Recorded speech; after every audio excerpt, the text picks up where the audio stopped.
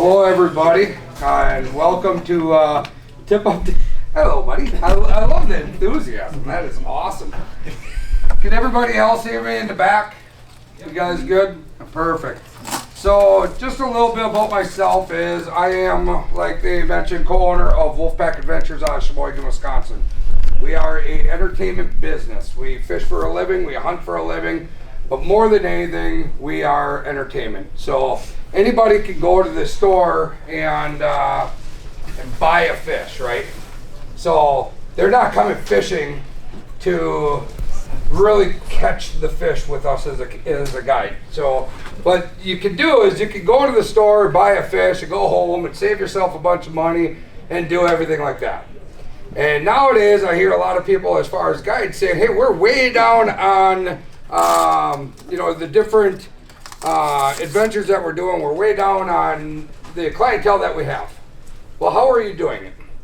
Are you throwing big splashes of fish out there and saying, I'm a guide and I do this and I do that? Or are you actually teaching? Are you taking these people out and letting them learn on how to teach? And that's kind of what we're going to go through. And this seminar is going to be all types of tip-ups, being rail style, round style. I got some Arctic Warriors in here. I got some Predators in here. It doesn't matter. Let me rephrase that. It doesn't matter what color you use.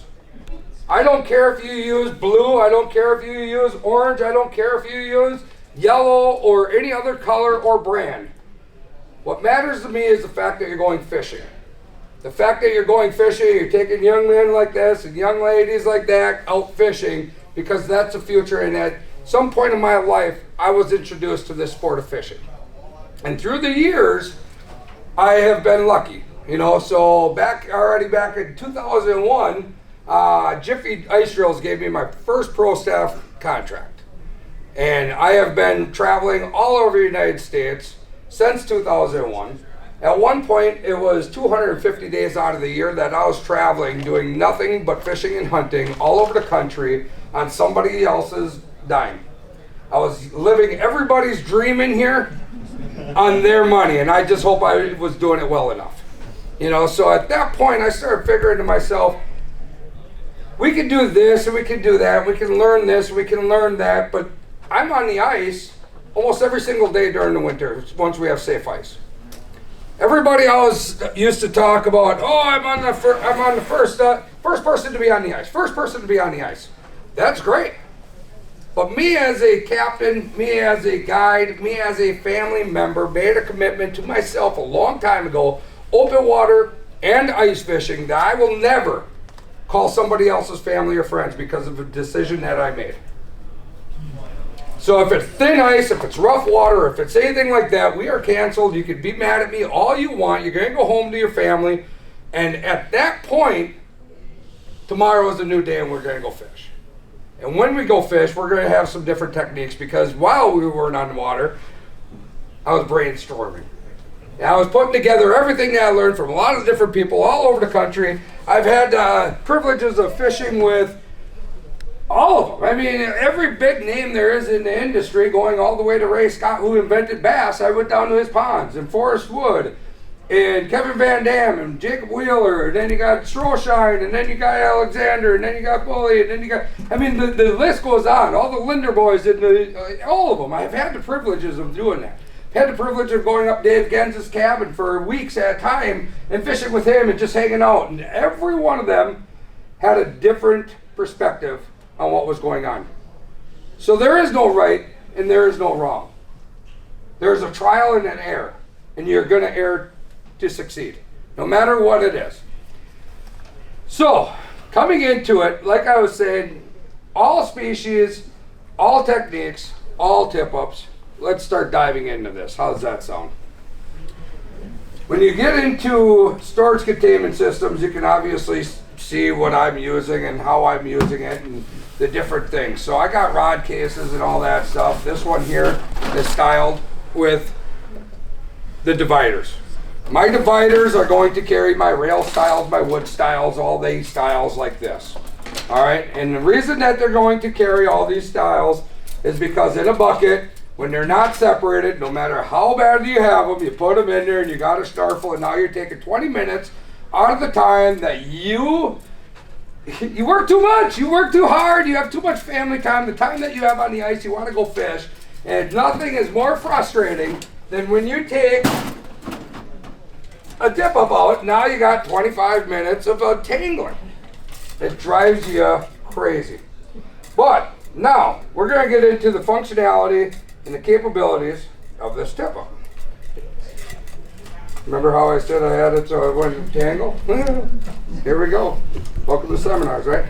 So, this right here is a wood-style tip-up. You have multiple different companies that make a wood-style tip-up, right? You have all of them. I'm not going to name them. I'm using clam. That's what I use all the way through. That's what I'm going to be using is clam. Again, I use it because I believe in them. I use them because that is what I use, okay? Clam tip-ups, a lot of people in the old days tell me that they're not smooth. Well, there's no smoother tipper that is going to continue to perform over time than all of them, okay? There's a Ford and Chevy. What one do you like? That's what you use. Great. This right here, shaft goes up and down. Rail style, wood style, same exact thing. There's two reasons for that, and a lot of people, when they look at it, is because when you get into it, you think to yourself, well, you know, that way I can take it down, and it goes into here, and once it's set, I'm going to leave it that, and that's where it's going to stay. Well, here's the trick to this. It's going to be the same thing as a rail style. This slides up and down. When this slides up and down, this compression comes down and pulls up on that T-bar. Okay? So you have a northern pike setting and a walleye setting on the back side is what everybody thinks. Take it for a grain of salt, whatever you want to do. I don't really believe in that. I just look at it and say, all right, well, if I have less compression on that spring, I have easier tension bite, right? So less contention, less compression, less bite. Now, if I'm going for pike, I'm going to go down, and I'm going to get more compression on this spring, pulling up on that T-bar, which is a heavier bite. But the trick of that isn't even the more compression, less compression. It's the angle. You have an 8-inch hole, 10-inch hole, whatever your tip-up fish is, a hole. When you put it in there, it doesn't matter where this spool is because it always comes out at the exact same location. So if I'm down here, this line comes out at 90 and down, and it comes like this, right? So I'm going to tighten this down just for purposes. What if I do this? I'm still not touching the ice. Make sure it's not touching the ice, but I'm releasing. I'm no longer at 90, I'm at 45. Now I'm at 45 and I have less compression. So you're going to have a less tension to a bite. When would you use that? For panfish. I'm going to use that for crappies and bluegills and everything else. And everybody in here probably thinks to themselves, tip up for bluegills?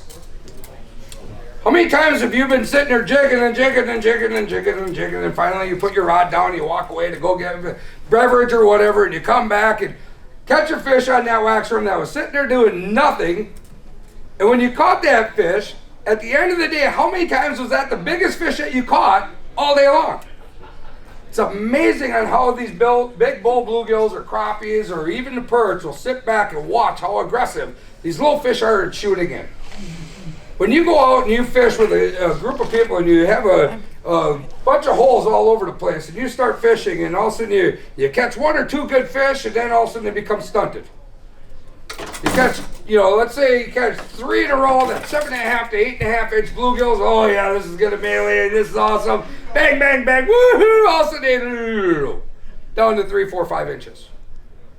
Because they're shooting up and it became a feeding frenzy. You created a feeding frenzy by having those bigger fish bite. And every time they suck in that waxworm and blow it out, debris starts flying. And when debris starts flying, it's just like deer in a field.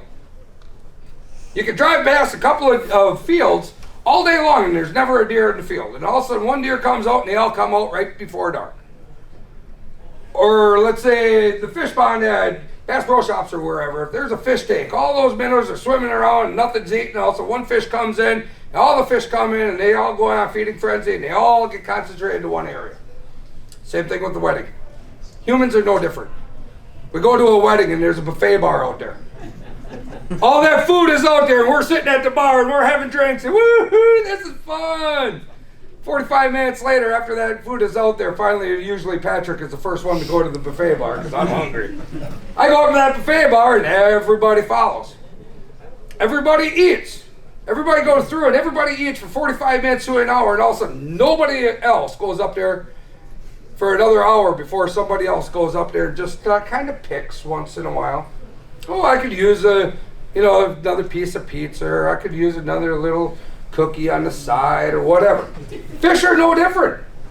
You cannot make a fish bite. You can give them the best presentation in the world, but you cannot make a fish bite.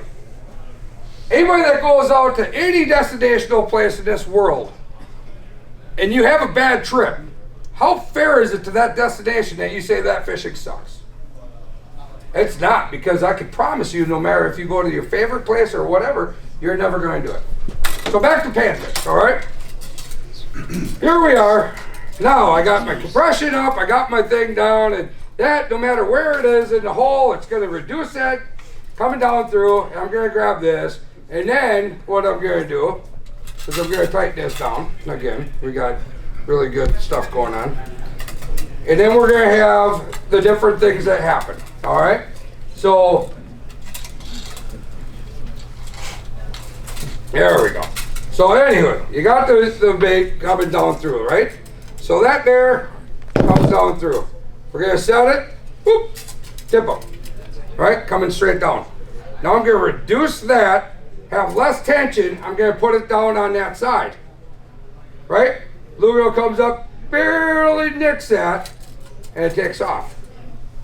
Now if I'm bluegill fishing, I'm not gonna go over there and set the hook like a marlin fishing.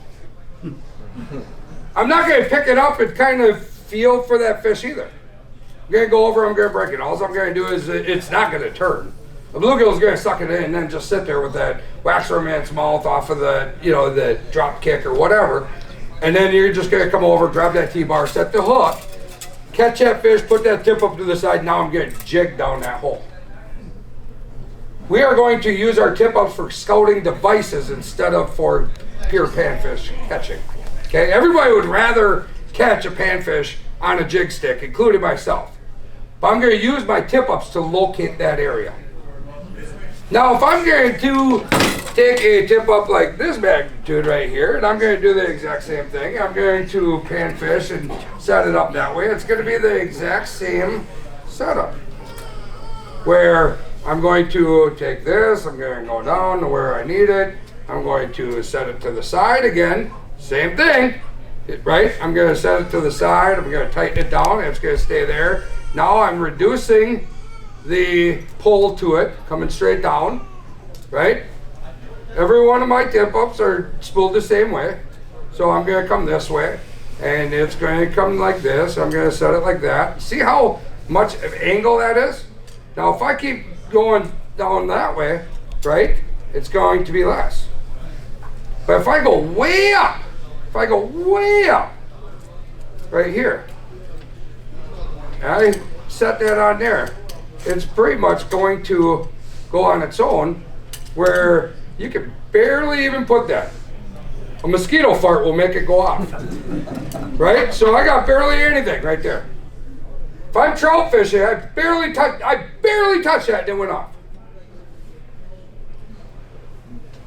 Utilize your tip-ups for all species by different functionality. It's just this.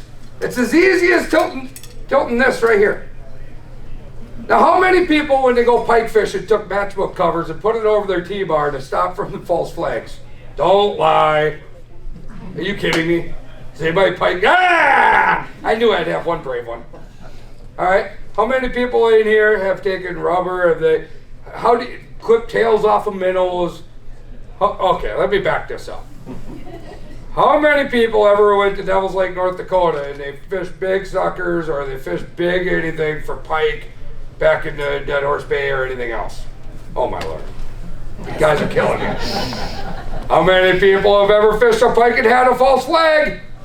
All right, here we go. So false flag, you had it over and over and over and over and over. And after a while, now you're putting the flag windward or wind side down so it stops blowing off. Or you're trying anything that you can. Nobody put a matchbook cover? Are you kidding me? Nobody? I suppose we don't have matchbooks that much anymore. Well, anyway, the way that you combat that, you're going to twist it the other way, right? So I still have it coming down the same way. I'm going to put it on an angle that way. My hole comes up right here. I got that shank like that. I'm going to put that just so it's enough that it doesn't come through. See that? It won't go through. Till the pike actually slams it, it pushes that flag down out of the way, and then goes and your flag comes up. So if you're ever big fish fishing with big, sucker minnows or any alewives or anything like that, the way to do that is you take that shank, put it to the side, bring it down this way, and let it actually push that flag down before it takes off and goes. Okay? So those are the rail styles. Coming down through. Anybody have any questions on the rail style versus wood style? Yes, sir. What's the fastest way to spool those? Fastest way to spool those? Yeah. Take this right here off. Grab a cordless drill. Okay. Put your spool over here and go. It's kind of fun. Okay. And then I have the follow-up. Like, if you don't have a cordless drill, yep. I always get confused. Like, I always have to mess with it to remember what's the best way to hold it to hand spool it quickly. So his question is, even one way or the other, the best way to hand it, or if you're reeling up, a lot of times, I'll bring it right here when I'm done it today, and I'll do it right here. Just because I have the stability of everything. The best way to reel it in at the end of the day or to spool it is this question. I put it right here coming through. Every one of my tip-ups, I reel the same way so I know what way they're going. If I'm setting them quick, I could have groups this size up on the ice up in northern Wisconsin, all at the same time, and I have a crew of 6, 7, 8 guides that are doing nothing but setting tip-ups for every one of these men and women and children and everything else to keep people running all day. So that's probably the easiest, because if I get a tip-up at night and we just got done tip-up fishing all night long, I'm cold and everybody's tired and we have all the shacks to pick up and everything else, and I have to come backwards, which is awkward for me, it drives me crazy. That is a good way for any one of my guides to get on the blacklist and they're cleaning fish that night. So that way everything is set for those. Any other questions on these? Well, here's the thing, before I even get into the other one, is right in this box right here are all my rigs. All my rigs, I use the exact same tip-ups for every species of fish. So I'm not telling you to go out and buy 30 different tip-ups because I'm going to go walleye fishing, I'm going to go pike fishing, I'm going to go bluegill fishing, I'm going to go perch fishing. Next week or 2 weeks from now, I am going to Devil's Lake, North Dakota. I will be there the first weekend of January because that is going to be the first safe ice that I could get out there. I'm going to take all my tip-ups and we are allowed 4 lines per person. 4 lines per person in Devil's Lake. Now, if I am perch fishing, here's something that you're going to sit there and go, wow, what is going on here? If I have 2 people, 3 people, 4 people, whatever the case may be, I'm going to use as little amount of tip-ups to reach the maximum amount of lines that I possibly can. Does that make sense? The littlest amount of tip-ups to meet the maximum amount of lines as I can. And how do I do that? Drop shots. Drop shots on tip-ups. If I'm fishing bluegills, if I'm fishing perch, if I'm fishing walleyes, if I'm fishing pike, I'm fishing the maximum amount of minnows as I can per less things. And here's how I do that. So I'm going to come into here I'm gonna grab this box right here. Ooh, this is pretty. Look how pretty this is. So I'm gonna grab this, I'm gonna come down. I'm gonna find the end. There you are. And I'm going to get this off. I'm going to run it down just like so. So when I get there, everything is contained, everything is off. I don't know if I'm going to fish pike, or if I'm going to fish walleyes, or if I'm going to fish perch, or what I'm going to fish. But here's the thing, every one of mine just have a clasp on the end. Two-way swivel, pop it on. Right here is my one hook, two hook. Wait for my drop shot. Right here. Now I just created one tip up that will have two hooks. Let's say I'm fishing in, well, here I am, all 5 foot, nothing on me. Okay, I'm fishing 2.5 feet off the bottom, and I'm fishing 4 feet off the bottom. I got 2 minnows on there. Okay, now if I'm fishing perch, if I'm fishing walleyes, if I'm fishing pike, whatever, this is the rig I'm going to use. I have Power Pro, 10-pound Power Pro coming down to just a hook with a glow owner bead. That's all it is. And what I'm going to do is I'm going to take that one, and I'm going to set it here. And where am I going to set my next tip up? I'm going to set it about me to you away. I'm perch fishing.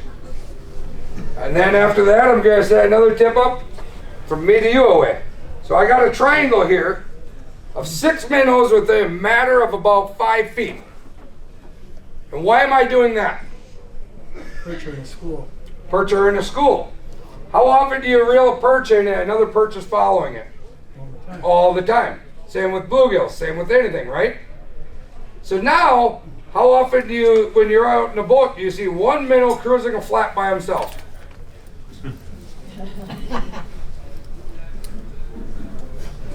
You know how many years I set one tip up over there with one minnow, walked away, and set a line of tip ups, and all of a sudden I got like, 12 tip ups all within 400 yards of one minnow swimming around by himself out in the flat. Oh shit, that kind of looks weird, right? So what am I going to do is I'm going to create a school of perch or bluegills. I'm going to bring them in here. Every body of water has movement. Every body of water has movement. So if you have a silky on there, those little, the little silk is going to flutter in there. If you go over to the beaver tail and you get the beaver tail and watch how those move through the water. Anybody that watches that is a dumbified awe like I am going, oh, well, that's kind of cool. How many times you put that rod down again back to that bluegill, it sits there and gnaws on that larvae and crap flies everywhere and more come in to feed on it. Well, if I have a school of fish that are coming in for a school of minnows, I got one minnow down there, I'm going to catch that one fish. If I have 3 tip-ups down there with 6 minnows down there, all fighting against each other, going the other way, creating all this flash, because I hook every one of them in the tail and they're fighting the other way, but I got 6 minnows all in this area, it's going to attract a school of fish. I'm going to catch 2 fish on that tip-up, 2 fish on that tip-up, maybe 1 fish on this tip-up, but then what I'm going to do is I'm going to jig down those holes. So me and my buddies, my girlfriends, my wives, my kids, whatever the case may be, we're going to go over there and we're going to jig down those holes. We're going to capitalize on that school of fish being attracted to that area. And as soon as they're done, we're going to go to the next one. And all of a sudden, we're doing that. And then we got 6 more tip-ups over here set, or 3 tip-ups over here set because we have enough people. And flag goes up over there. Here we go. But we're going to take the time to set these again. Because those fish over there are already gnawing on that minnow, throwing debris, only attracting more fish into it. I'm not going to run over there. I'm going to catch these fish. I'm going to put those tip-ups down so they are now my scouting device again, and I'm going to go catch those fish. Now I'm going to stay on the top of that school of fish, being crappies, bluegills, perch, whatever the case may be, all over the place. I have honestly caught triples on a tip-up. I have caught doubles on a tip-up. I have caught doubles being a walleye on the bottom and a pike on the top on a tip up. And I have witnesses. It's great because I would be like, no, you did. I did. It was on Stevens Lake, northern Wisconsin. It was the best thing in the world. I was so accomplished. I was like, yeah, I win at something. So that there is the round, that's the round. They're the rail style, the wood style, and the round tip-ups. So you can do the exact same thing with the round tip-ups. Again, functionality is the same. It comes up. You can adjust the height on them, going back and forth. You can tilt them. So it's the exact same. I'll save you the boredom of going through the exact same thing. But if you have any questions, please do not hesitate. I'm here all afternoon.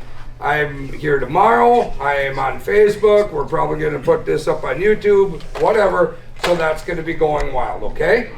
So that there, the round tip up. Any questions on? Is there any advantage between the longer narrow one versus a round one? Yeah, so is there any advantage between the round or the narrow versus like the rail versus the round, right? So there is. If you get into the round, obviously you have the thin slate, so it's going to thermal that hole and it's not going to freeze as much. But other than that, you got the T-bar that's showing it. If it's really, really, really cold, and this is what's goofy, if it's really cold, I prefer the wooden ones.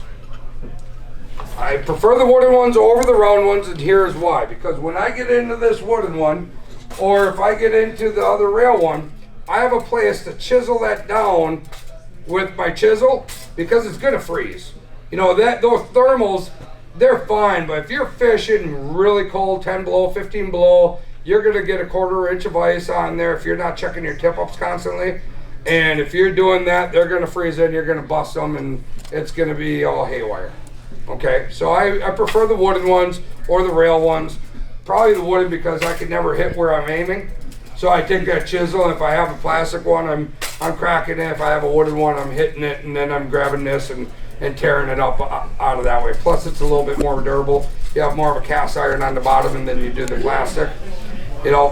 All my backing here on this stuff is going to be 80 to or 50 to 80 pound Power Pro. So actually, this is a Seagar on this. Katana is what I'm using, but that's what I'm using on there. Snap swivels coming down through, so I can adjust anything that I need to. And then at the end of the day, I wrap my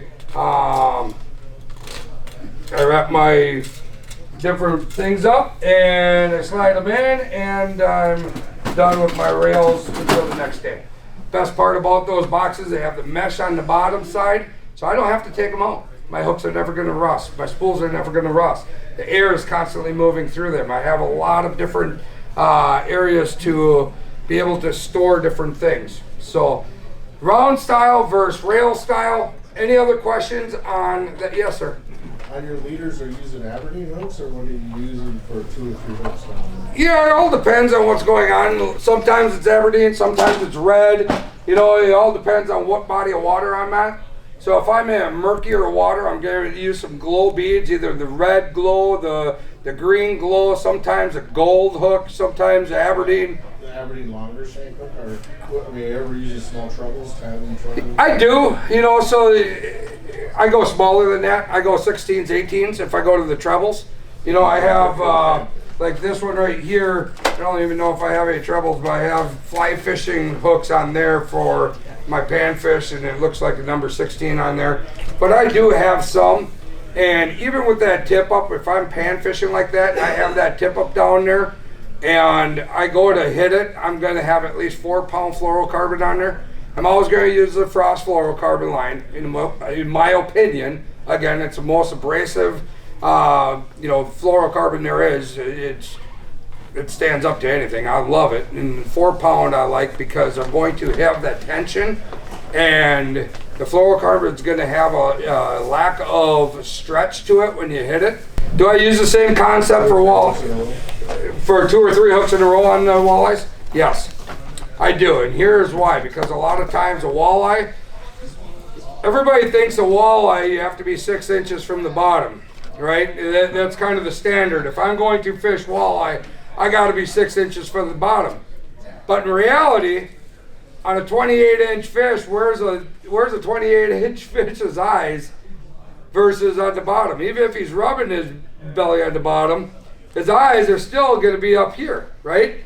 So that bait, you never want to have a fish go down to eat. You always want to be higher. You always want to be up. That fish is always looking up to eat. And it's a lot easier doing that. So I will gladly do a double or triple, now every state is different. So Minnesota, you're going to have a blade on each hook, that's 9 inches together or whatever that has those to make them legal. So that's your responsibility to make sure that you're legal within the state that you're at, and also that you know the capabilities and everything else that's going on. Are you using trebles for those larger fish? I guess it's hook style. What are you using? It all depends on the body of water and what I'm using. So when you get to a treble, I have gone to more single hooks than trebles. And I think the reason being is when that fish, especially a walleye, will come up and they'll hit that fish to the side, and they'll come down on it. And they'll take a little bit, and they'll run a little bit, and then they'll turn it and goof around with it. If I have a single hook, my hooking percentages are better, I think, by using a single than a treble. But if I'm using a bigger, like a quick set rig or something like that, where they're coming in, at that point they hit it, they smoke it, they're going the other way. I know that they didn't swallow it. I know it's not in their mouth. They're just holding it onto the side. I'm crossing their eyes with that treble. So if I'm doing a double treble quick set hook, on that, then I'm going to use a treble. But majority of them are going to be single hooks on that on that braid. Even on the braid, though, I'm not running the mono when it gets low light conditions, real murky. I'm not using any fluorocarbon. I'm not using any mono. I'm using either an 8 or a 10-pound braid on that because those fish are coming to eat. They're not going to be that finicky. If they are that finicky, I don't have the patience to fish them. My ADHD gets to me. I'm like a squirrel on a branch, man. I need to jump. So your backer line's powerful and your leader's powerful? Yes. Both are powerful? Both, yes. Just different diamonds? Yep. Both of them are braid of some sort. Yeah. And when I cross their eyes, it crosses their eyes. There is no stretch. So let's say you have a 45-inch pike that's going, forget that. I mean, Devil's Lake, you've seen the numbers coming out of Devil's Lake, North Dakota, as far as the size of the walleyes, right? So anybody follow the NWT? It was an 8-pound average that won that tournament in 3 days. So they had 15 fish in 3 days by one individual with 8-pound average plus. It's one of them where it is pushing Lake Erie around, it is pushing Green Bay around, it is pushing every fishery in this country around as far as the size of those fish. I would not feel comfortable going out there and setting a hook on a fish that could be 12-pound walleye with 8-pound, mono. That I wouldn't feel comfortable with. And I'm not willing to play Russian roulette with a fish of that caliber with a setup that I think I'd catch more fish, because ultimately everybody wants to catch the biggest fish. So I'll take that chance. But so, any other questions on the rail versus the round? Okay, we're going to dive into this one. This is the easy one. This is a rattle reel. A lot of people run rattle reels. Everybody does the rattle reels in the fish houses. Now with the clam plate accessories, you can do the same thing in hub shacks. You can use the same things on snowmobiles. You can use the same things on any which different thing you have. All you got to do is pop it off, pop it in. You can change that out for a cup holder if you'd rather drink beer than fish. Sometimes that's just the case. Fishing sucks. I'm done. Give me a beer. I'm out. All right? So you can plate those things anywhere. I have them on the back. It's ridiculous. I have those things on the back of my six-wheelers. I have those things on the back of my Lakewood cases. I have them on, the dashes of my truck as far as putting my phone holders on when I'm driving. Putting them up there so I'm not fiddling around looking down. At least I'm looking kind of forward, So rattle reels, same exact setup. There's just a swivel on there. All I'm doing is connecting the leader of where I'm fishing, how I'm fishing it. Okay? Now I'm going to get into the Predator. Any hook setting device that you have. This thing is kind of crazy. So on the Predator itself, I'm trying to figure out the best way to do this. So on here, you have two different settings. So coming down through, a lot of times I will not have, I'll run the Predator quite often when I'm fishing different things. I'm gonna take this one off. Wisconsin and everything, I am allowed to have a hook setting device in Wisconsin, whereas other states I'm not. We're gonna bring that up just so nobody gets hurt when it takes off, because I have quite a bend in there. So this one here is kind of goofy because you can have a lot of different settings. When I come down through, I'm going to run my, I'm going to run for perch, I'm going to run everything. I'm going to also do my double set hooks on here. And the places that it's legal, being the Bay of Green Bay, down in Milwaukee Harbor, doing whatever, I'm going to run 2 spawn sacks, I'm going to run 2 minnows, I'm going to run a lot of different things just like that on these. Now the thing about trout is they are so damn finicky that tip-ups are almost useless. I'm a tip-up guy. I'm very close to figuring them out, and I catch a few on them. But 90% of my fish are on some set of hook setting device. Okay? I don't have any weight on there, so it's going to whip up on me pretty hard. But what's going to happen is I'm going to set it. And the best part about this one is when it's locked in, I can take this thing, move it around till I'm done. You can take all the other ones, and you're going to get cracked in the face, and you're going to get cracked in your cold fingers. Okay? This one here, when I have it set just like that, I can take it wherever I want it, put it, reel it up to whatever distance I want. Now I come up and I set the tension. I'm going to come all the way down for trout, and it's barely has any setting on it. It comes up, touches it. Now I'm fighting that fish on this. It just set that hook for me, and now I'm catching that fish. So on here, I can adjust that tension from a panfish all the way to a pike just by how I set it on here. And I will be happy to sit down and show anybody that was curious on looking at that. But this here, as far as a hook setting device, if you're perch fishing and you're in the shack and whatever, and you're not watching your tip-ups or whatnot, it's a very capable thing. Now, if I'm going over to Minnesota, North Dakota, anywhere that does not allow hook setting devices, I do not have to leave this one in the house. I can take this Predator, and I'm still going to take it. All I'm going to do is pull a pin on this one right here. I'll call you back. Pull this out. I'll call you back. Then I'm going to come into this one right here, put this one forward, set this just like so. I'm going to take this flag in here, come right down below on here. Again, I know that you can't see it, and I apologize, but I absolutely will be here to show you what it is.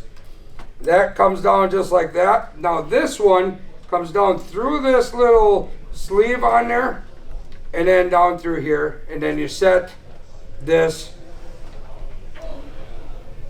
just like this. That gets turned, that comes down, set this coming down through. Now it's gonna go up, and I got a free fall, and it didn't set the hook. Okay, now I have a tip up using a rod, because everybody likes to fight a fish on a rod. Now I'm gonna go over there, woo, catch that fish. Okay, so on that again, you have a hook setting device, you have a regular device, you have anything that you want to use on there. And again, I know this one you have to be right up on top of me, so I'm not even gonna go into that much more, but it is a hook setting device or a tip-up device depending on where you're at in the country. Arctic Warriors. Some people like Arctic Warriors, so this bad boy.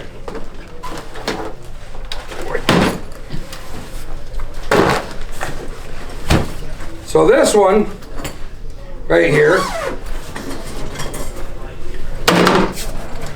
there's a lot of people that like their rod stuff, and you know, their tip downs and all that other good stuff. So what I got going on in here is this is my carry case. I'm rigged with a bunch of them in here. And all it is I'm going to take this bad boy right here. Set this bad boy up right here. As long as, you know, the biggest thing is being able to figure out where everything is and how it's located. So this one here, what I'm going to do is these are all preset with one. Okay, I can do a double or whatnot, but this one is set with just a drop one off of a bomb jig, CPT bomb. And I'm gonna come back down right here, set that, fish takes off, and then it sits on it like that. So there's so many people that are frustrated with these because they're like, oh, I don't understand how those work. It's very easy. There's zero tension to that. When a fish takes off, it just pops down, and now I walk over, I grab that, and I catch it on the rod again. So there's so many different devices that you can use to locate these fish. How are we doing on time? We good yet? 4:15. 4:15? Okay. All right, perfect. So with that, we went through the rails, we went through the rounds, we went through the Predator, we went through the Arctic Warrior. You can do the dead stick, you can do the rattle reels. There's a lot of ways to add a program into your existing program that is not going to take you any time. The only thing that it's going to do is offer more assistance to help you stay on the school of fish. So if I'm gonna take any of these and I'm gonna go out fishing, I'm gonna drill a bullseye. Here's another one. Here's another one before I forget this. Yes, sir. What's your favorite kind? What's my favorite kind of? Like tip up. Oh boy. What's my favorite kind of tip up? I'm gonna say clam.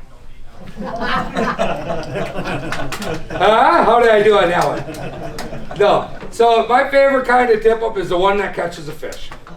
I am going to have a whole array of everything out. Ones on the rods are really fun. I really like catching fish on rods.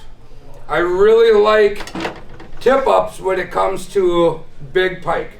A big pike, there's nothing greater than when you walk over and you crack that thing and your arm don't move and it just goes boom, and then it just starts taking you the other way. Or lake trout.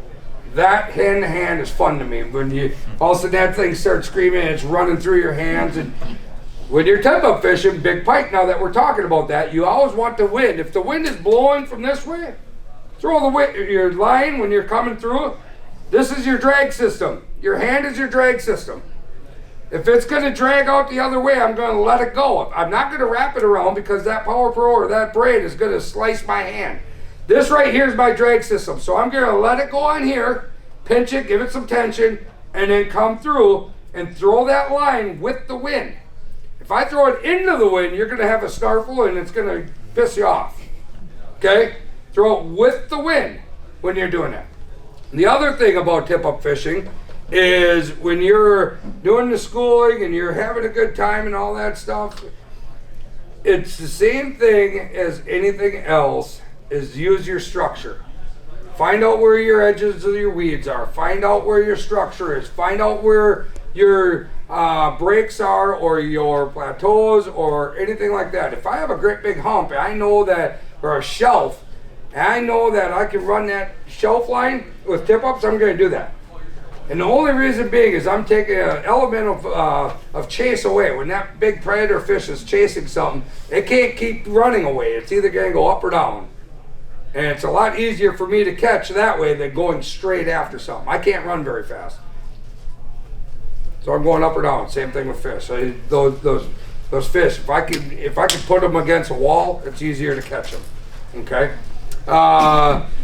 Graphs. I use a graph. I use a Vexilar constantly. When I'm setting tip ups, I need to know in that water column where they are, because there's so many people that will take that fish or that bait and they'll shoot it down to the bottom and they'll call it good. 80% of my fish are in the top third of the water column. Not sure if you heard me in the back. 80% of my fish are top third of the water column. Those fish cruise. Okay? They look up, they eat up. Don't make them go down for it. The other thing that I strongly recommend is if you're going to jig fish, panfish, whatever the case may be, if you're going into a shallow bay and you drill a hole and you start fishing that hole within 3 minutes, you might as well pack up and go home. Imagine yourself sitting in the living room right now. Something comes drilling through your ceiling. What are you gonna do?